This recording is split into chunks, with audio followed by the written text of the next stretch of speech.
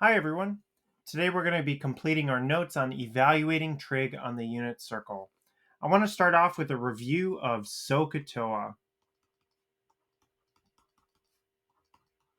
So remember trigonometric ratios like sine, cosine, and tangent. We remember these ratios using SOHCAHTOA, a mnemonic that helps us determine the ratios of side lengths on a right triangle.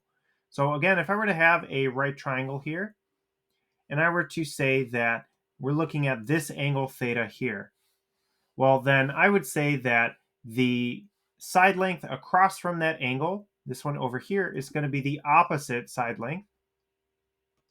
And the side length just next to it is going to be our adjacent side length. And then the side length across from the right angle is always going to be our hypotenuse. So then I would say that the sine of theta is equal to the opposite over hypotenuse, the ratio of those side lengths. Okay? That's where that SO part comes in SOHCAHTOA.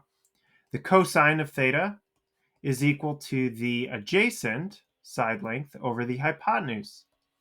And finally, the tangent of theta is equal to the ratio of the opposite side length over the adjacent. That's that TOA part of SOHCAHTOA. So this is a review of SOHCAHTOA. We're finding the ratios of side lengths based on a given angle. Okay. Now, I want to take a look at the unit circle. I want to consider 30 degrees. So if I were to say, find the sine of 30 degrees. So the sine of 30 degrees, I would first start by sketching that angle. I know that 30 degrees is in quadrant 1. So if I were to take that point on the unit circle and drop a perpendicular to the x-axis, that would define my reference angle of 30 degrees. If I've dropped a perpendicular, then I have a 30, 60, 90 triangle. I know that my hypotenuse is equal to 1 because that's going to be a radius of the unit circle. So if I were to sketch the unit circle here, you can kind of see it here. 1 is going to be our radius. By definition, that's what it means for the unit circle, unit being 1. So then the side length across from 30, that's going to be our 1/2. And the side length across from 60, that's our adjacent side, is going to be root 3 over 2. So if I wanted the sine of 30 degrees, I'm going to look at my reference angle 30 degrees, and that's going to be equal to my opposite side, 1/2, over my hypotenuse. Well, because my hypotenuse is 1, anything divided by 1 is just itself, so that's going to be just my vertical component 1/2. So the answer, sine of 30 degrees is equal to 1/2. Well, what if I wanted the cosine of 30 degrees? Well, the cosine of 30 degrees is going to be the adjacent side over my hypotenuse, or root 3 over 2 over 1. And again, anything over 1 is just itself, so we have just root 3 over 2. Let's try one more example, and then we're going to see if we can draw a pattern here. So I noticed that the,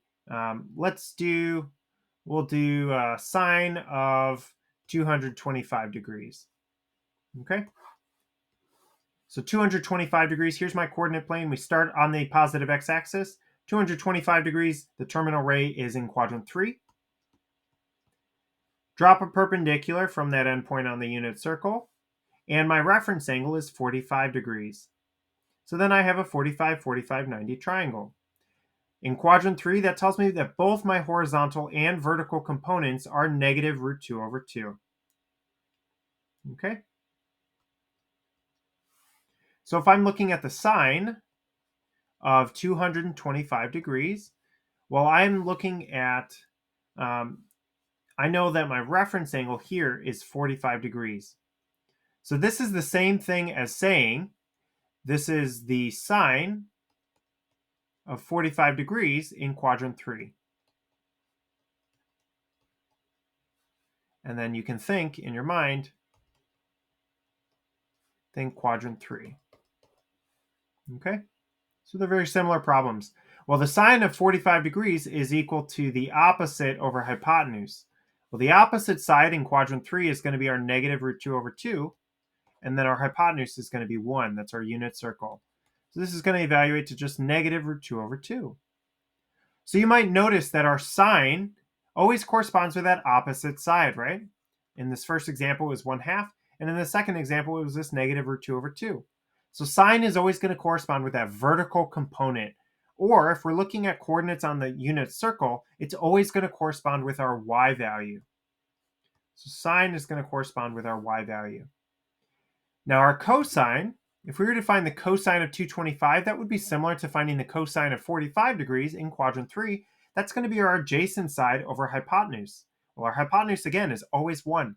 If we're looking at coordinates on the unit circle, hypotenuse is always going to be 1, and we're just looking at those horizontal and vertical components. Therefore, our cosine of 225 degrees is going to be negative root 2 over 2. And in our first example, the cosine of 30 degrees is our adjacent side here, root 3 over 2. Or in other words, if we're looking at coordinates on the endpoint of the unit circle, then our cosine is always going to correspond with that horizontal component or the x component of our triangle. Lastly, we know that tangent is the ratio, back to SOHCAHTOA, ratio of opposite and adjacent. So looking at this first triangle here, reference angle of 30, opposite over adjacent, I'll go ahead and write this over here, tangent of 30, is equal to opposite side, 1/2, over root 3 over 2, over adjacent. And then I could go ahead and write this horizontally as a horizontal division problem. So divided by root 3 over 2. And I know that dividing by a fraction is the same as multiplying by the reciprocal. So I get 2 over 2 root 3. And then finally, simplifying by 2, or factoring out a 2, we get 1 over root 3. And then rationalizing, multiplying by a clever form of 1, root 3 over root 3, we get our answer of the square root of 3 over positive 3, right? So the tangent of 30, I want to go back here, is the ratio of opposite and adjacent. So that's the ratio of our vertical component over our horizontal component. So the tangent, again, is the ratio of our vertical component over our horizontal component. So we're looking at the ratio of sine and cosine, or y and x, on the unit circle. Okay? So let's do one example. We'll say the cosine of 300 degrees. Okay? So if I wanted to find the cosine of 300 degrees, I would start off by drawing my coordinate plane and then drawing my terminal ray. I know that 300 degrees is in quadrant 4. And I know that my reference angle is 60 degrees. Drop that perpendicular, we have a 30, 60, 90 triangle. My horizontal component, the side length across from 30, is 1/2. My vertical component, the side length across from 60, is negative root 3 over 2. Well, I know that cosine corresponds with my horizontal component, so that must be my positive 1/2. So without a calculator, I have evaluated the cosine of 300. Okay? All right. Actually, let's do one more example, and then we'll look at the reciprocal functions. So let's do the tangent of, we'll say, 270 degrees. So the tangent of 270 degrees. So 270 degrees, I'm trying to think which quadrant that would be in. And in fact, it's not in any of the quadrants. 270 degrees is one of our quadrantals. And that's going to be right here. So our terminal ray is going to be the negative y-axis, and our endpoint on the unit circle has coordinates 0, -1. Well, I know that the tangent is the ratio of y and x, so this is going to be equal to our y-coordinate over our x-coordinate. Well, I know that our y-coordinate is -1, and I know that our x-coordinate is 0. These are endpoints on the unit circle. So now we have -1 over 0. Well, I've got red flags going off in my mind. I'm seeing a 0 in the denominator. We can't divide by 0. So therefore, the tangent of 270 is undefined. Okay, because we can't divide by 0. Now, if I were to say like tangent of 180 degrees, that would be my negative x-axis, which has coordinates -1, 0.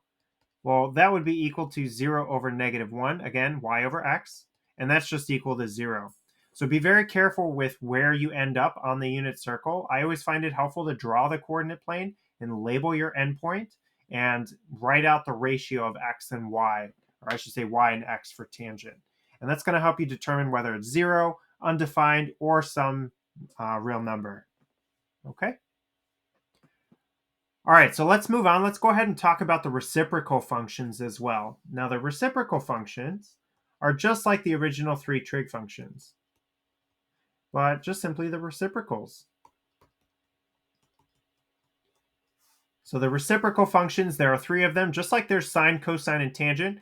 There's cosecant, there's secant, and there's cotangent.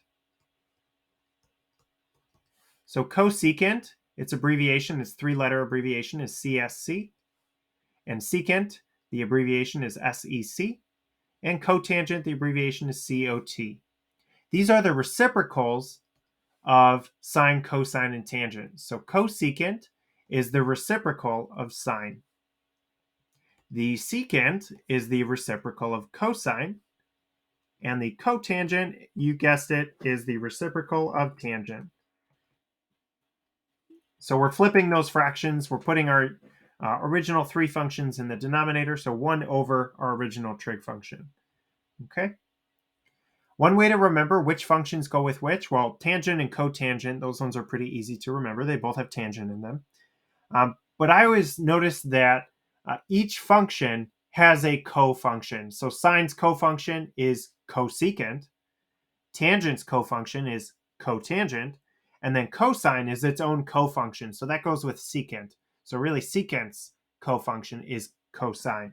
So every function has a co-function. That's one way that I like to remember these. Now we just learned about what sine, cosine, and tangent correspond with. So I can say in terms of x and y coordinates what each of these reciprocal functions correspond with. So if the secant is 1 over sine, then the secant must correspond with 1 over y for the endpoint on the unit circle. Likewise, cosine or secant is 1 over the cosine, so that's going to be 1 over x. And then tangent or cotangent is the reciprocal of tangent, so it's going to be x over y. Okay? So let's try a few of the reciprocal functions. Let's do, we'll do secant of 60 degrees. Okay? So 60 degrees, I'm going to go ahead and draw my angle in quadrant 1. Drop a perpendicular. I have a 30, 60, 90 triangle. So that has side lengths 1/2 and root 3 over 2 for horizontal and vertical components, respectively. And I know that the secant is equal to 1 over the cosine. So that's going to be 1 over x. Well, I know that my x value, my horizontal component, is 1/2. So that gives me 1 over 1/2, or 1 times the reciprocal of 1/2. So dividing by a fraction, same as multiplying by the reciprocal. The secant of 60 is equal to positive 2. All right. Let's try one more. We'll do the cotangent of, we'll say, 330 degrees. Okay. So the cotangent of 330 degrees. 330 degrees I know is in quadrant 4. My reference angle is going to be 30 degrees. Drop a perpendicular. We have a 30, 60, 90 triangle. My vertical component is negative 1/2, and then my horizontal component is root 3 over 2. The cotangent is going to be equal to x over y, which is equal to the square root of 3 over 2 over negative 1/2. Dividing by a fraction is the same as multiplying by the reciprocal. So we have root 3 over 2 times negative 2 over 1. This is equal to negative 2 root 3 over 2. And then we can cancel out those 2's in the numerator and denominator. So we get negative root 3. All right. So this has been our practice. I'm actually going to go ahead and sum it all up. So in summary, our sine corresponds with y. Cosine corresponds with x. Tangent corresponds with y over x. That's our opposite over adjacent. Cosecant corresponds with the reciprocal of sine, so 1 over y. Secant is the reciprocal of cosine, so 1 over x. And then cotangent is the reciprocal of tangent, so x over y. All right. So these have been our notes on evaluating trig on the unit circle, including the reciprocal functions. We have 6 of these trig functions. We're going to get a lot of practice on this in class, so we'll see you tomorrow. Have a great day, everybody. Goodbye.